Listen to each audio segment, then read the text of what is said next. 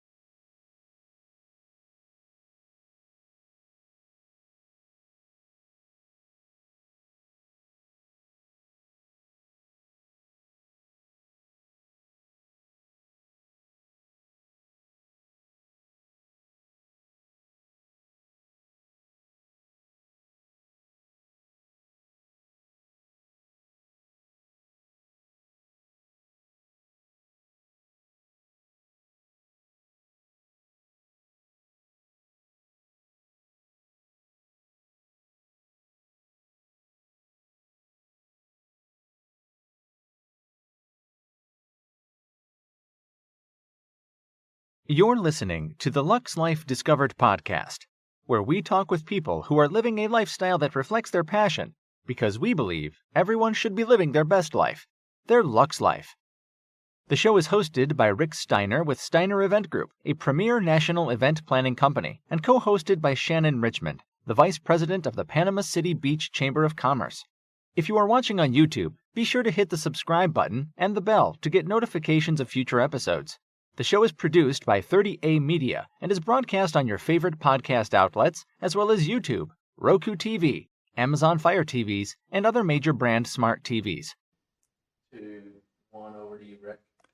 Hello and welcome to Lux Life Discovered. I'm Rick Steiner, the host, and I'm with Steiner Event Group, and this is my co-host Shannon Richmond, who is with the Panama City Beach Chamber of Commerce. And our guest today is Bethania Baray Harrison from KJNB, the local Fox CBS affiliate in Jonesboro, Arkansas. So welcome, Bethania. Thank you for having me. Pleasure to be here. Well, and we had let everybody know, we had a little issue here before we started. So we kind of broke the ice. So everybody should be past the nerves by now. So we're ready to roll. But Shannon was very impressed with the video that you did, This Is Home segment for my bridal show. And that's when I first met Bethania. And she is just a ball of energy. That was so good. I said, did you pay her to make that for you? And he said, no, she just came and did that. And I was like, oh my word, that was fantastic. You did a great job showcasing Rick's show. Yeah. And then really they came and, did the video too. Because the first segment I was talking about, she has a little segment called This Is Home. Okay. And she interviewed me about the bridal show. And then she and one of her coworkers came to the bridal show, who's actually engaged to get married. And then put that piece together that you're talking about. It was fabulous. It was so good. He needs to use that everywhere for all your shows. Right. We just need to bring Bethania with me everywhere. Yeah. There you go. I love that. Yeah, because I wanted to show up to the bridal show, but I mean, obviously I'm not planning a wedding. So it was perfect that one of our news anchors, she's engaged. So I was like, Sarah, you have to come and I'm just going to video you and do a story about you at the bridal show. So it was perfect. Oh, well, it really was. Yeah, it was. And then the vendors, oh my gosh, I've had such great feedback from them because they loved you. I mean, there was not anybody that you left out. It was every vendor that was there, and that was perfect. Yeah. I'm glad you said that because I was hoping I didn't leave anyone out. No. So tell me about the This Is Home segment, how that originated, because that's really a clever, and she also had me sing on it, which, what? Yes. That got cut, I hope. No, it was at the end of that. It was the best part, honestly. Right. So This Is Home. So there's a little, it's like a tag, like a theme song, I guess, for it. We have it, we play it, it plays during our commercials. And so we're kind of trying to make it a thing. And so then I have every guest of mine at the end of the segment do the little, this is home, this is home. And it's quick, but it's in your mind, and you hum it all the time. And she didn't tell me that until we finished the little interview, and she's like, oh yeah, every guest. I'm like, really? You have to do it. So we did it. Yeah. And I've never had anyone like actually say no. They will always say, well, you're not going to get me to sing, but by the end I'll sing. Well, it's because of your personality, and you just make it comfortable when somebody's talking. Fun. Yeah. I mean, it was like you couldn't have paid somebody to do a job like you did. It was all personable. You visited people. You guys had fun, laughed. It was just very good. Very good job. Thank you for saying that. That's actually like my biggest goal with this segment is to make others feel like it's their home. So. Right. Aww. So what all do you feature on that segment? It's businesses. It's what else? Yes. Yeah. I highlight new businesses, events happening within the community, and people making all of Northeast Arkansas excellent. So it's really the best, really. Right. Wow, right. We need to take note for that over here. Definitely. That would be fantastic. Well, and everybody loves to have the attention and have the focus, and may not like being on TV, some of them, but hey, it's... How often do you do those? So I record 3 a week. So yeah. Oh, yes. How much fun. You get to see everybody and meet everybody. How do you choose which new business you're going to visit? Honestly, we hear about them all the time. There's always nonprofits doing wonderful events. So there's always something happening. And so scheduling them is easy and it's fun. So yeah, three a week, sometimes more, sometimes less, depending on what's going on. Right. Great. Yeah.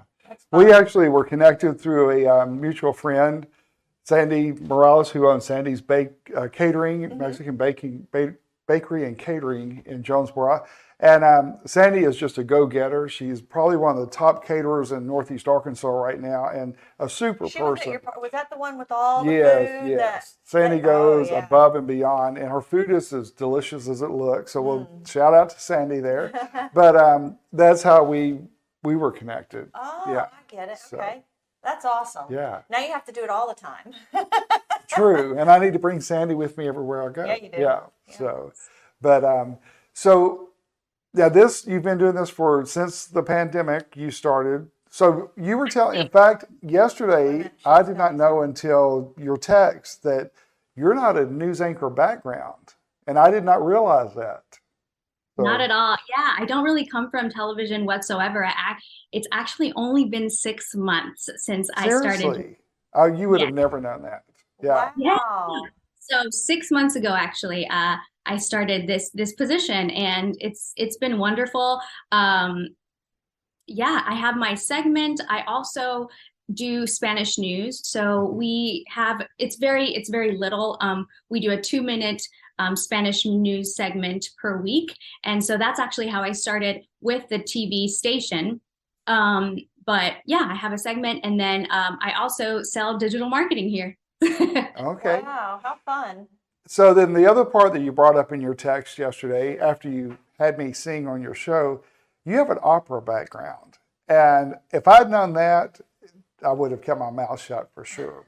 So tell me about that part then, because that's very interesting. That's hilarious. Yeah, so I come from the opera world. That's what I studied. I got in my undergrad is in music education, and then I went in to get my master's in opera performance, and then I did doctoral work in opera performance and directing. Oh, wow. And yeah, so that was I'm the walking example, which many of us are, but of how life can take you in a direction that you never thought you would be, you know? Yeah. So yeah, that's what I studied, and opera. I wanted to be an opera director, and I sang opera for quite some time. And then I ended up in Jonesboro because as I was doing my doctoral work in Memphis, the Arkansas State University contacted me to see if I wanted to teach opera there, to be a voice teacher and to be the director of opera. And so I quickly took that position. Wow. And commuted back and forth for 5 years. So I was in that position for 5 years. And then I was commuting from Memphis. Then my husband got a promotion at his job and was moved to the corporate office, which just so happened to be in Jonesboro. And so then commuting.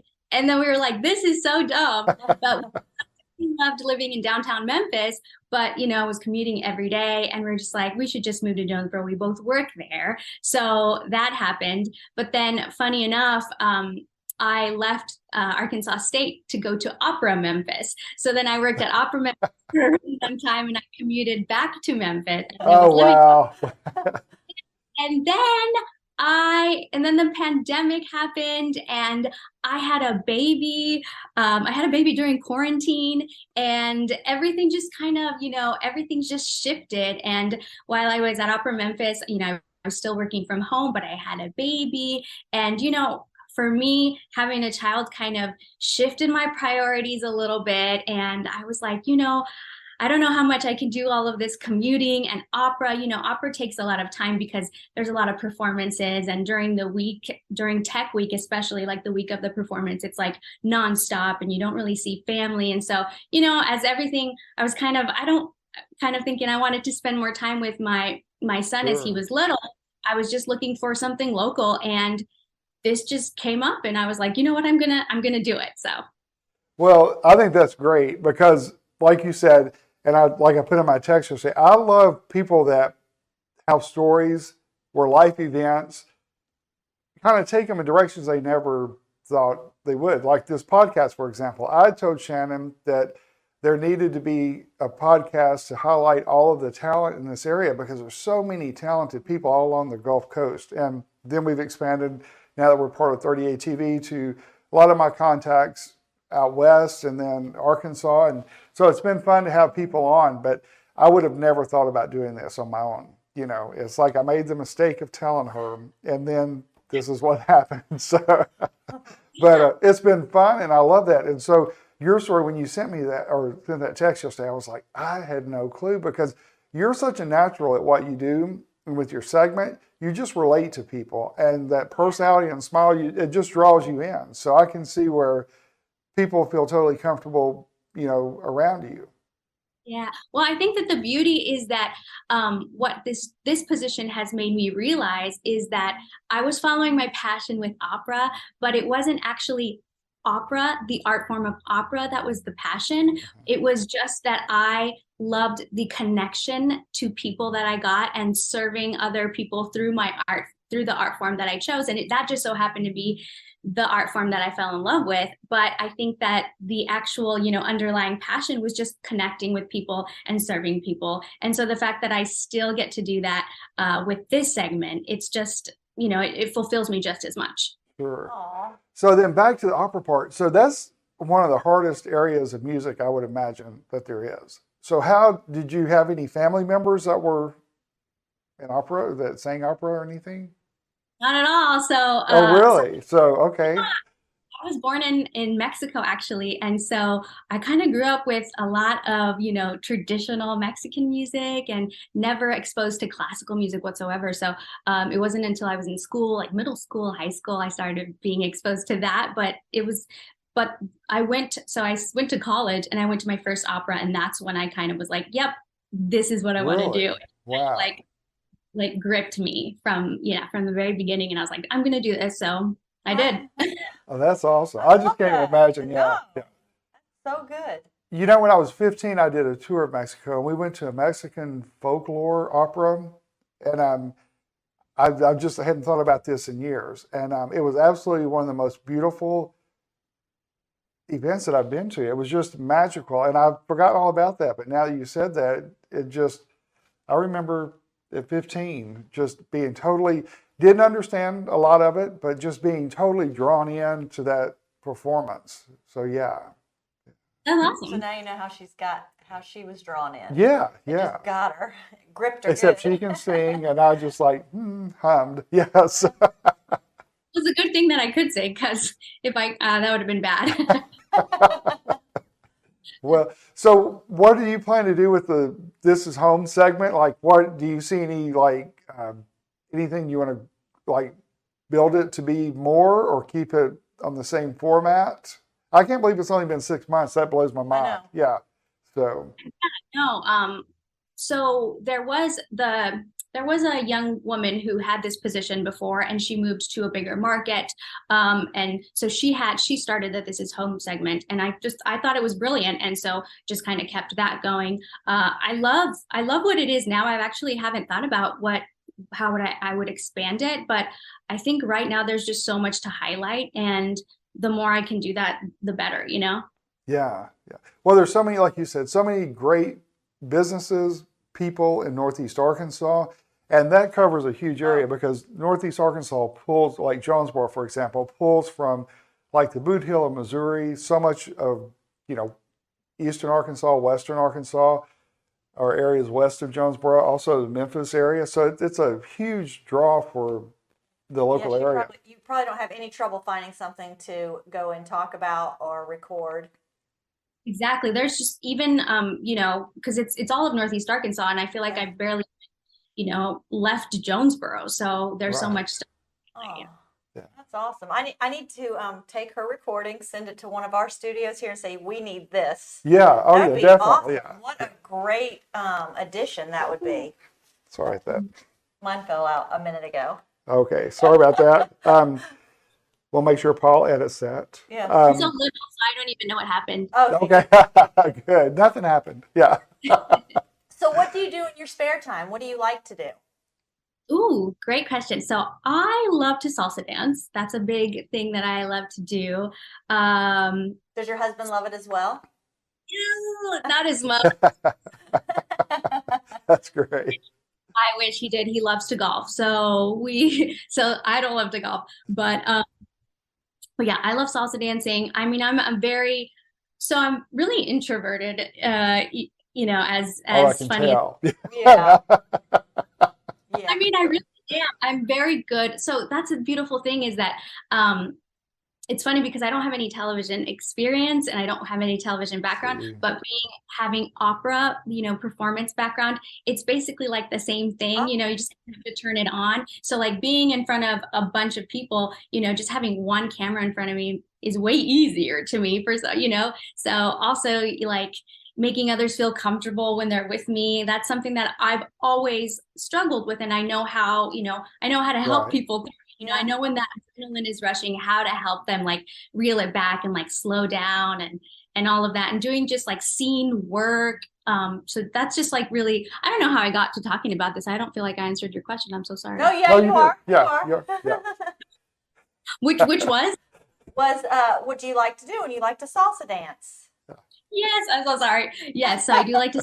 No, I love when we talk about one thing and it leads to all these others Yes. because then we learn so much. Know.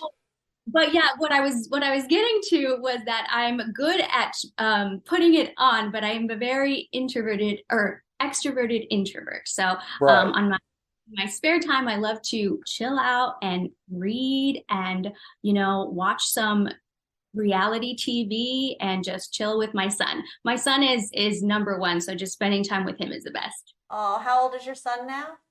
He's 2.5. Oh, Yeah. So you speak Spanish and English? Yeah, so he's That's- bilingual. So obviously my first language was Spanish, and I think being bilingual, being multilingual is really important and a Right. beautiful thing. So yeah, I only speak Spanish to him in the home. My husband doesn't speak Spanish, so he speaks English. So he gets both. oh, That's good. That's Yeah, really good. it is because it's going to help them so much in life, not just school, but life overall. Because I took Spanish in high school, and honestly, I thought at that time you're never going to need it, So why? It was just a required course, and I wish now I knew Yeah. it. So yeah, Absolutely. There's jobs out there just for that. sure, yeah. And I'm still floored that, first of all, no television background. It's only been 6 months because I have watched some of the other segments, and I mean, it's like a pro going in, doing this, and never missing a beat. That's great. Yeah. Well, yeah, when I saw that, I thought you'd been doing it for years and years and years. It was great. That's awesome. I love it. So, so what do you see on the horizon for you? Will you ever get back into any opera, any plays, or anything? Actually, so it's funny because I thought I would never not be doing opera, and if I ever wasn't doing opera, that I would really, really miss it. I would love to perhaps direct again. So I love directing opera more than I loved performing it. But I'm so out of shape now that getting back into like vocal top shape for opera would just take me months. So I don't even know if I would like ever do that, but I would love to sometime, direct and show. And Opera Memphis has been just so kind, even though I'm not with them full time anymore. I'm still a part of the family. And so That's neat, you never yeah. know. True. So you taught at Arkansas State for 5 years in their music department. So what all did you tell us about that too? Because that's something that we've learned today as well. So yeah. Yeah. So I directed the opera. So when we had an opera every semester. So I would direct that, and so we would rehearse. It was an opera class, so it was called Acting for Opera, and then we would put on a performance at the end of the semester. But then I also had voice students, so throughout the week I would teach privately, so just voice lessons. And this is a class. It's called like Applied Voice. So you would take that class, and you would meet with me once a week, and then once a week we would meet as a group, my entire studio, and we would perform for each other and get feedback. And then they have a voice lesson that week, and then the remaining of the days they would rehearse the music and come back. Okay, that's interesting. busy. I know. So how big is the department, the music department at Arkansas State? Obviously, that was not an area that I was in. So when I went to school there. What did you study? Oh gosh, just before you were born, I'm sure. I graduated in, let me see, 82. Yeah. So when were you born? You were, yeah. 86. So yes. Okay, well that's when I got my master's. So yeah, that's so just a few years ahead of you. Yeah. Just a few. Just a few. I did take music appreciation. That was Yes. a required elective. Yeah. Yeah. I guess back then it wasn't Arkansas. Well, now it's A State. Did it have another name? Well, we were the Indians then. That was before they changed to the Red Wolves. Yeah. Yeah. But it's still Arkansas State yeah. University. Yeah. So And a lot of people call it ASU, and I know they were like trying to rebrand. When I was teaching there, they were rebranding to A State because there's ASU in Arizona. Well, that's true. Yeah. Oh, yeah. I've never thought about that. And we used to be the Indians, and then we became the Red Wolves. So Red Wolves? yeah, Red Wolves. Yeah. So that's right. See what she did? Yeah. Well, and you know what's funny about that is that we live in Murray, Kentucky now, and we're the racers, and we do hooves up instead of, shoes up instead of hooves up. Shoes up? Yeah. The same thing, because of the racers' horseshoes, and so, Okay. and so it's weird because like our zip code is 42071, Jonesboro's is 72401. The area code used to be 501, Kentucky's was 502, then they changed ours to 270. Jonesboro now is 870. So it's kind of like we can't get away from it's all intertwined somehow. And so I don't do it now, but initially when we first moved there, I would do an address, and part of it would be legitimate to where it was going, and then I'd throw in the wrong zip code or the wrong, somehow I would transpose the wrong something in there. But Imagine that. Imagine that. I know. So you're coming from Memphis to Jonesboro. It's not that far. It's like an hour away, hour and a half, but it's a world of difference. Do you feel that? Oh yeah. Yes, I've felt it a lot. I think that because I came from Arizona to Memphis, so I think that was probably when it really hit me that I couldn't understand the Southern accent for a really long time, and so I would always be like, "I'm sorry, what? I'm sorry, what?" So, but now the Jonesboro accent is different. But I feel like now I've been here long enough that I have no problem. Yeah. Well, my sons were they were born in Jonesboro, but raised in Kentucky. And anytime I go to our farm in Marble, which is like 2 hours south of Jonesboro, and come back home, they used to always tell me, and my wife will still tell me, slow down and speak slowly. Because it's just a fast, you know how it is. It's like everybody's in fast speed talking, and yeah. Yes. And my wife is like, slow it down. It's different too here. It's a smaller town, a feel than Memphis for sure. So it takes a while to make the connections happen, because a lot of people here are local, and so people they go to school here, then they go to college here, and then they all work here, and so they know each other. So it's taken me a while to get my networking in there, but I think 6 months I'm doing pretty well. Yeah, and that is something to say, because that happens the same thing in Murray, where it's like you go from 12th grade and then you go to Murray State 13th grade. You know what I'm saying? It's like it's just a continuation. Yeah. So it's kind of, and Jonesboro is the same way, but like you're saying, but Jonesboro has so much to offer, and then with you're hitting the Hispanic community quite a bit. So that's growing considerably in that area as well. So that has to be a huge market, and I'm sure it makes them feel more comfortable having someone, that they can identify with.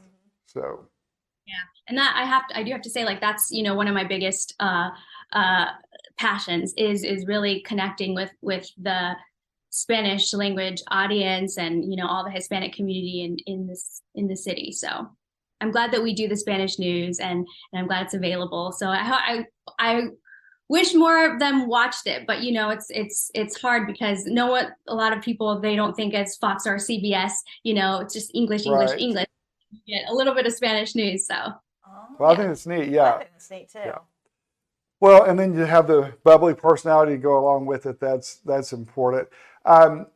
What do you think, like reaching that market, what could be done to enhance that? Yeah, no, that's a great question because so I was previously the director of education at Opera Memphis, and I always wanted to do events that connected with the Hispanic audience. And it's, you know, I think the only way, in my opinion, is through time and trust, because I think especially with the Hispanic population, they have to trust. They need somebody to trust, and so it just takes time and trust, and so it has to be done like the hard and long way, you know, right? Organically. That's the best way. Just keep getting out there, and people hear it and be excited to see you with your bubbly personality. Sure. And they're going to just they'll be attracted to that. Yes, and then they'll tell their friends. Yes, absolutely. And don't you see a lot of the Hispanic businesses really doing well now? Because there have been some for a few years, but it seems like now there's more of they're more involved and intertwined in the community and doing well. So, and Sandy's a great example. Yeah. What's that? And Sandy's a great example of that. Yeah. Well, Sandy's a perfect example. I mean, she's wonderful, and she really has just kind of, you know, she's done so much for so many years with her bakery and now expanding into catering. So, I mean, the community loves her. So yeah, and that food, it's just, I saw it on the video. It is good. It is good. Usually when you go to those things, you get a little sample. It looked like she had a meal. Sandy had so much food, it was unreal. She had enough we could probably have fed double the attendance, but she came prepared and wanted to make sure. So that was awesome. Yeah.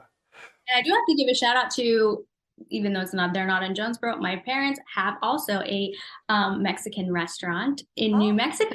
So I just wanted to give them a shout out. All right, well, good. What's the name of the restaurant? El Faro. And where in New Mexico? So in a small town, Truth or Consequences, New Mexico. I've heard of it. Yes. That's cool.